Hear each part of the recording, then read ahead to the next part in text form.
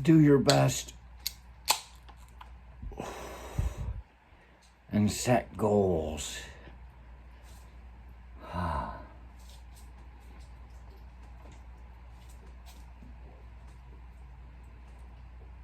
Have you really put any thought into what that means? Have you ever done both of those and found yourself wondering why you even tried?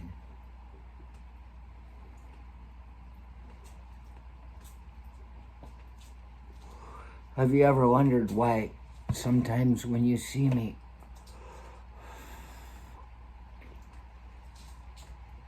I'm wearing this jacket?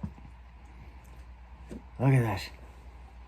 I think there are very few people, a very small stint of the timeline, cohorts, as we call them, people that have lived through the same things we have, that we've walked through together, that recognize this jacket. This is a desert parka. This is something they gave us when we went to Desert Shield, Desert Storm. Probably the Desert Storm guys, the National Guard that showed up late, got them too. I can't be sure about that. This has a button-in liner. It's the same material that's made out of the Pancho liners they give us, which a poncho,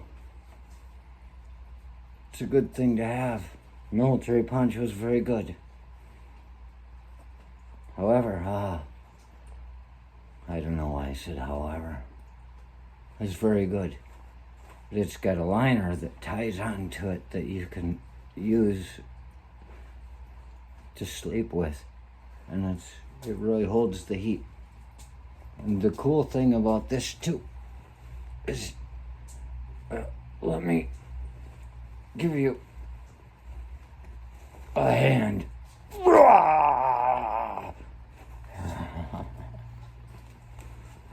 It's got pockets so you can put your hands all the way through.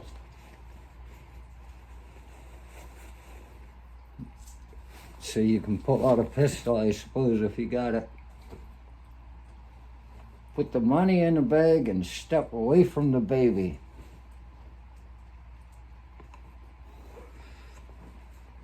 So yeah, I got one of these, and it's one of the best things I ever had.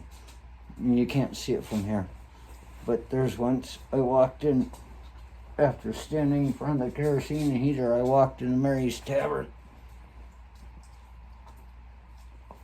This is the jacket that my dad said, it makes you look like a bum. Of course it does. But they were used to seeing me in it because it's such a valuable piece of your wardrobe. And they saw that. And they said, Jesus, Richie, what happened to your jacket? I'd already jumped over a fence with it. It was already all torn up, but it hadn't been burned yet. One of those spike fences in China. As I'm coming down, I see, you know, what really burns my ass? I was waiting for somebody to ask me that. I got the same thing with my Chinese Bruce Lee jacket. And they say, well, and I say, a flame about that high. Sitting there cooking from behind.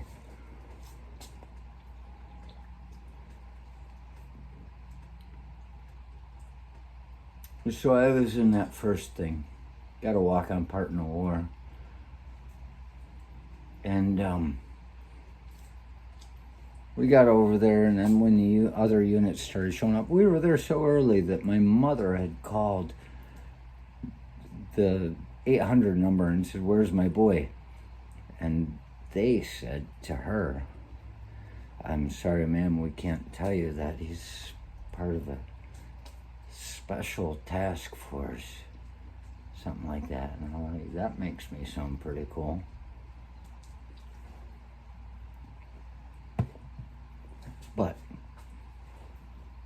being part of what I was part of, I didn't do PT, physical training, exercise, running in the morning with the other people. I had a different schedule, so I ran whenever I wanted, and it was a joy. It was a joy.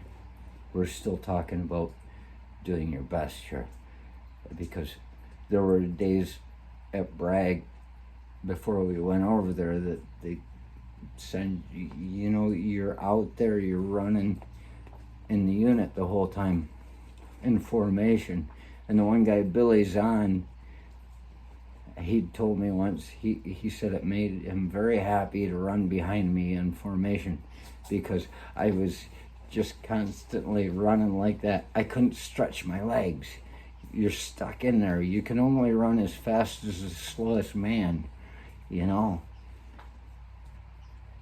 But when we got over there and I was able to exercise on my own, to be able to stretch my legs, I'd go running through the desert nights, down the desert, through the dark. I ran whenever I had time to, you know. And you go on the track, run through the night, out down the roads, wherever you were. And it felt so good to just run. And we had a track and field day before we went into Iraq, because we were there quite early.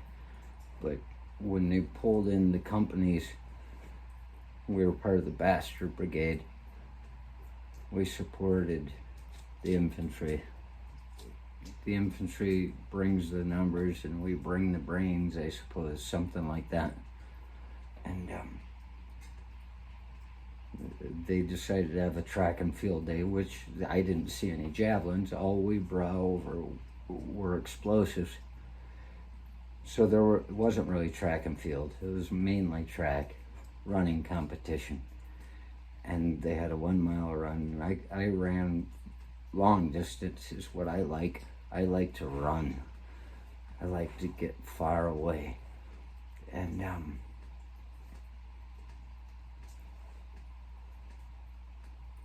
I had a feeling that went out. That's why I had to stop for a second. And so I started running on the track in the middle of the night. I have no idea how to train. But in the months that I was there, I'm sure they were putting steroids in our food. It's an idea I haven't heard other people talk about, and probably because they didn't see the results. But I'm a person who sat at a certain weight, and over there, all of a sudden, when we would eat out of the mess halls, and they had the bedrock gyms out there, you could lift these concrete weights with rebar and everything like that, and do pull-ups on something they made, which I need to make one of those myself. You got to be able to do a pull-up, otherwise you can't get up on the building when somebody pushes you off.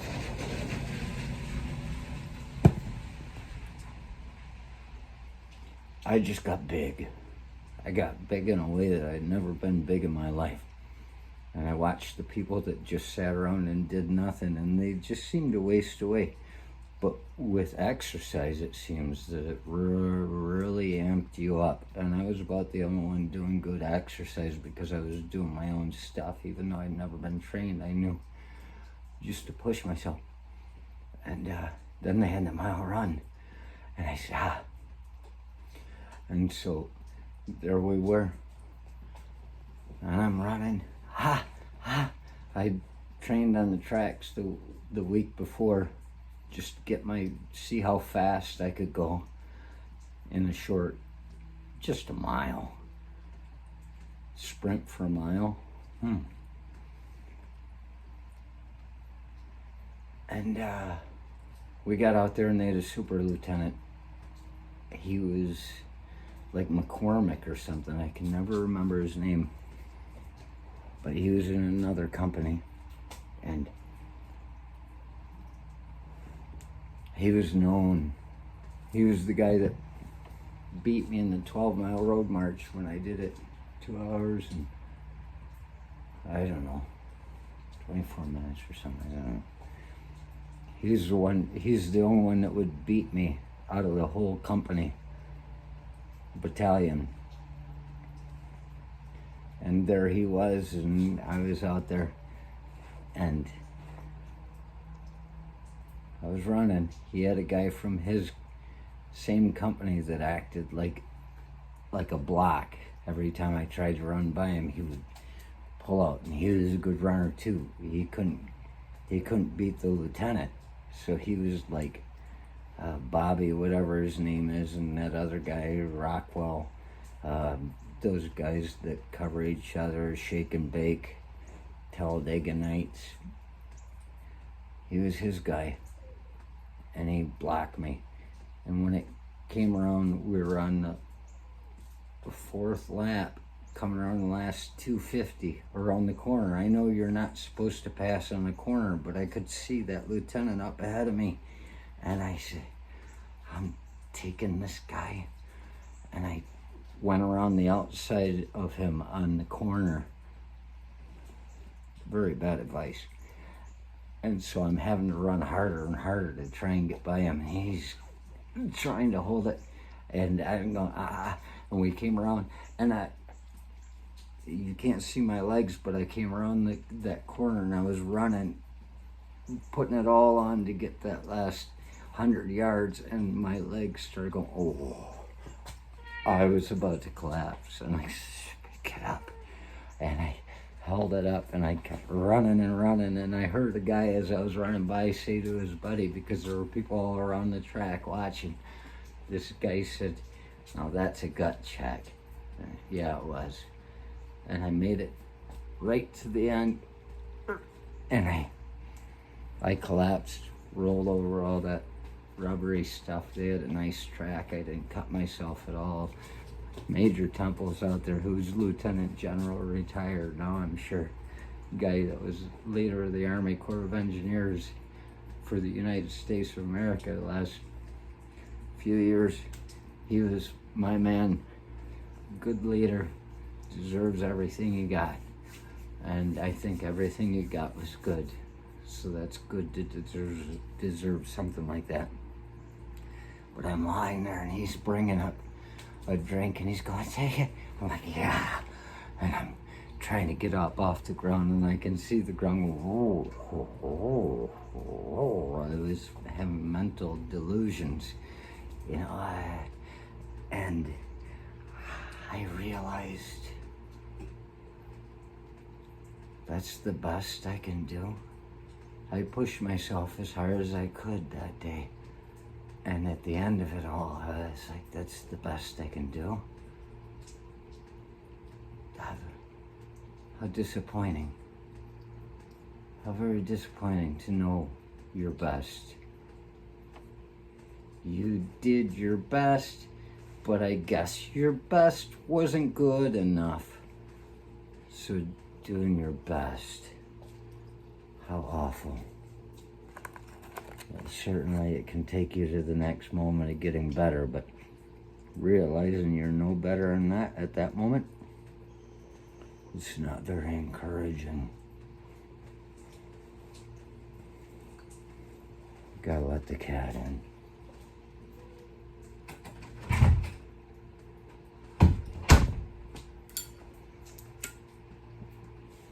It's the other cat.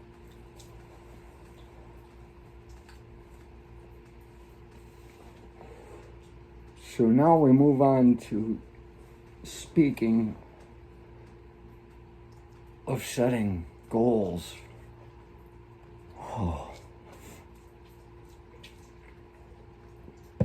I was in like 6th grade, and this kid, who was a kid that came in the middle of the year, and I've always been good at making friends with strangers. I prefer to meet new people for some reason. It's the seeking, I suppose, looking for understanding of people as a whole. I like to bring in as many strangers as I can, just close enough to get what they've got, and then you leave me alone. It's terrible. But there we sit and we talk about setting goals, and there was this kid in 6th grade sitting next to him in Mrs. Tripp's class, and he offered me an orange, and I was like, and it turned out he'd lived in Florida, and then he lived in California. He talked about the places he'd been, and I remember when I was in 2nd grade being told we were moving, and I thought, oh, we're going to another town. I was so excited as a young child going into 2nd grade. The idea of being able to meet new people. I didn't mind the friends that I had. I didn't mind the place where I was. But I was interested in seeing something more. And then we moved 5 miles away in the same town, and I ended up with Miss Romanowski as a teacher. I was like, what a letdown. And so I was there. I already wanted to move new places. This kid's moving all over. Not to say that he's got a good family. He probably had a bad family life. Probably he's moving around because they're not able to pay the bills, and they've been from Florida to California where you don't have to worry about paying for heat. And I ended up in Michigan. Poor bastard gave me a fucking orange. And that very same day, the other day, a Ukrainian woman gave me an orange. And I went up and I was peeling it in one piece, and I was close. I was doing it again now. I'm thinking about that orange. My mouth started watering. And I was like, oh.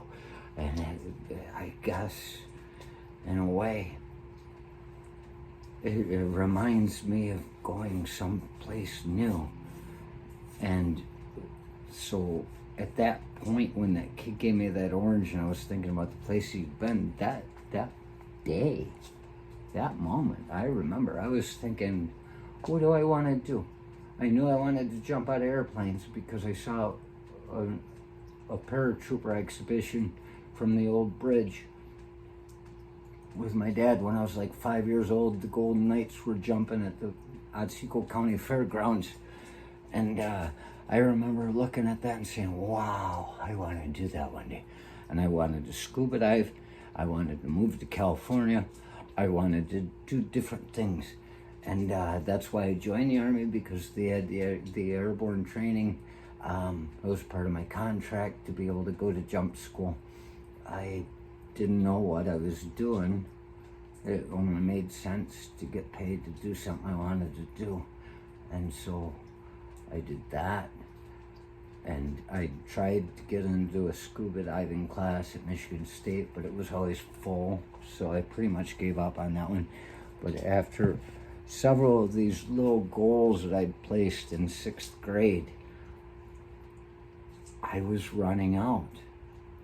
And when I got to California, when I moved out there, I stood there that very first day and I said, well, that was like the last goal I had available. What am I supposed to do now? And so you see, setting goals,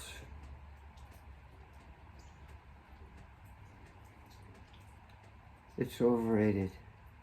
Like doing your best. Why even ask for anything more if you can't do better than what you've already done today? Why even look forward to the next thing? I guess maybe you should set your goals higher.